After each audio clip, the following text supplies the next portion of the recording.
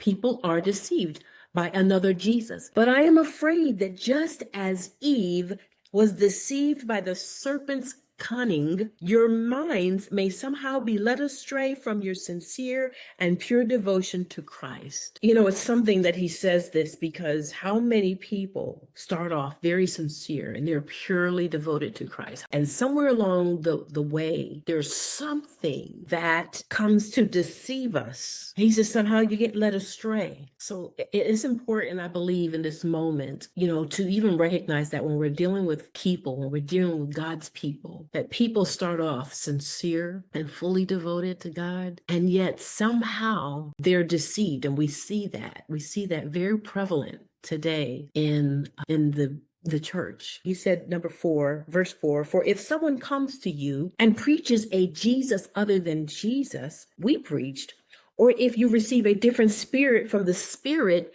you received, or a different gospel from the one you accepted, you put up with it easily enough. So right here, he's saying another Jesus is not necessarily someone saying they are Jesus. I think a lot of times we expect when the Bible says that to beware of false Christs, we are thinking that they're coming as a person who's standing on the corner saying, I'm Jesus. They look like somebody that's maybe, you know, out of their mind.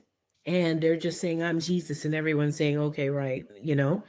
But he being aware, because apparently we can be deceived. People are deceived by another Jesus. And he's saying another Jesus is representing someone who's representing or presenting Jesus in a way that is not the character of Jesus. It's not Jesus at all. He's saying, so preaching another Jesus, preaching a different character of Jesus, people operating out of a different spirit that is not the spirit of God, people preaching a gospel that is different than the gospel that was taught by the original apostle.